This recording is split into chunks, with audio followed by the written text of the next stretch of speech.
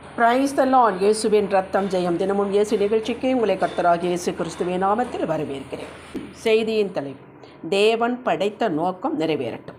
ஆதார வசனம் கலாத்தியர் 6:9. நன்மை செய்கிறதில் சோர்ந்து போகாமல் இருப்போமாக.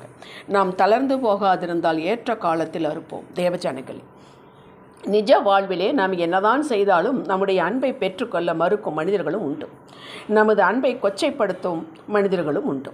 நாம் ஏதோ ஹிடன் அஜெண்டா வைத்து கொண்டு செய்வதை போல நம்மை பார்ப்பார்கள், கணிப்பார்கள், மார்க் போடுவார்கள். இதை நாம் சட்ட செய்யக்கூடாது. இவர்கள் நமது அன்பை சந்தேகப்பட்டார்கள் என்பதற்காக நாம் அன்பு கோராமல் இருக்கக்கூடாது. அன்பிற்கு மறுபெயர் கிருபை, கிருபைக்கு மறுபெயர் அன்பு. நம்மிடம் ஆண்டவர் இவ்வளவு கிருபை அன்பு வைத்திருக்கிறார், கொடுக்கிறார் என்றால் நாம் ஏதோ இதற்கு தகுதியுடையவர்கள் என்றோ எதையோ செய்தோ இதை பெற முடியாது.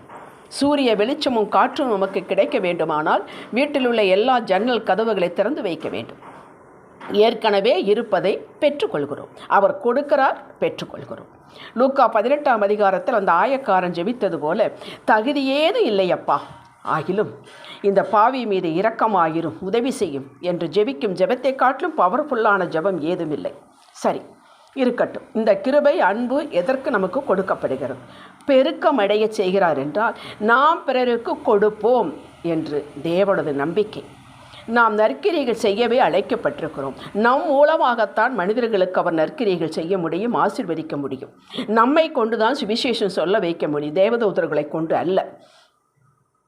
இதற்குத்தான் நாம் அழைக்கப்பட்டிருக்கிறோம் என்பதை ஒவ்வொரு ஆண்டவரின் பிள்ளையும் தினமும் நினைவிற்கு கொண்டு வருவது நல்லது. முதல் நற்கிரியை பிறரிடம் அன்பு கூற வேண்டும். தேவனிடம் விசுவாசம் வைக்க வேண்டும். பிற மனிதரிடம் அன்பு செய்ய வேண்டும். இவர்கள் ரட்சிக்கப்பட்டவர்களா, நம்ம சபைக்கு வருகிறார்களா, இவர்கள் பரிசுத்தரா என்று ஒரு நாள் பார்க்கக்கூடாது. நன்மைகள் செய்தால் கட்டாயம் சோர்வு வரும். இது என்ன சோர்வு? இப்படியெல்லாம் நாம் செய்கிறோமே, நமக்கு ஒரு பாராட்டுதலும் இல்லை. சரி, பாராட்டுது தான் இல்லை என்றாலும் நம்மை விமர்சிக்கிறார்களே என்று எண்ணும் போது சோர்வு வருகிறது. இந்த எண்ணம் நமக்கு கொஞ்சம் கூட வரக்கூடாது. நீங்கள் விமர்சனத்திற்கு உள்ளாகி இருந்தால் வளர்ந்து கொண்டிருக்கிறீர்கள் என்பது பொருள். கனிகள் உள்ள மரத்தின் மீது தான் கல்லடிப்படும். 1 கொரிந்தியர் 13 வாசியுங்கள். அதில் 13 வசனங்கள் உள்ளன. இந்த அதிகாரத்திற்கு நான் அன்பின் அதிகாரம் என்று பெயர் வைத்துள்ளேன். உண்மையான அன்பு, வாய்மாலமற்ற அன்பு இருப்பவருடைய பண்புகள் குறிப்பிடப்பட்டுள்ளது. அன்பு பாராட்டுகிறது நாவினால் அல்ல, வசனத்தினால் அல்ல, கிரியினால் அன்பு செய்வதாகும். இது நற்கிரியை. தாவீது சவுல் ராஜாவிற்கு நல்ல காரியங்கள் செய்தான், உதவி செய்தான், உதவியாகவே இருந்தான். எந்த ஹிடன் அஜெண்டாவும் தாவீதிடம் இல்லாமல் செய்தான். இது நற்கிரியை. பதிலாக சவுல் வன்மம் வைத்தான், பொறாமை வைத்தான் தாவீது மீது. தாவீதை அழிக்க முயற்சி செய்தான். தாவீது இந்த உபத்திரவங்களை பொறுத்து கொண்டான். இதுதான் முக்கியம். மேலும் மேலும் நன்மைகளையே செய்தான். இது தெய்வீக குணம். மனிதனுக்குள்ளே மனித குணமும் உண்டு, மாமிச குணமும் உண்டு, தெய்வீக குணமும் உண்டு, பிசாசின குணமும் உண்டு. இது ஒவ்வொன்றாக ஒரு கிரியையிலும் உங்களுக்கே புரியும்.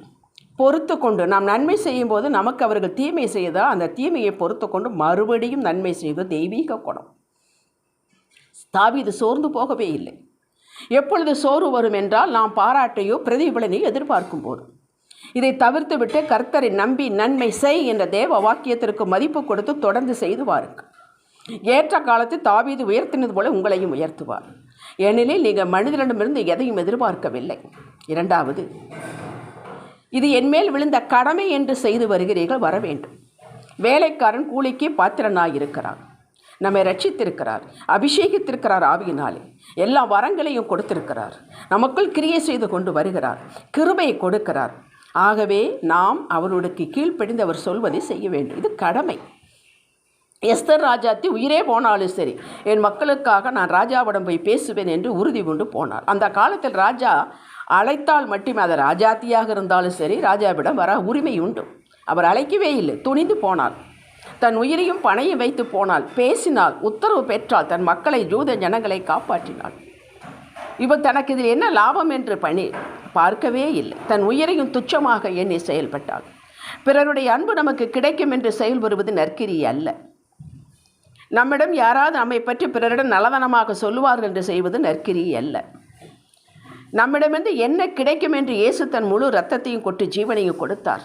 மரண ஆக்கினியை தன்மேல் ஏற்றுக்கொண்டார். யோசித்து பார்ப்போம். நாம் அன்பிலே நடப்பது, இந்த அன்பை காட்ட நற்கிரிகள் செய்வது தேவனை பிரியப்படுத்துகிறது. என் நம்பிக்கை வீண் போகவில்லை என்று நம்மை பார்த்து ஆண்டவர் பெருமிதம் கொள்வார்.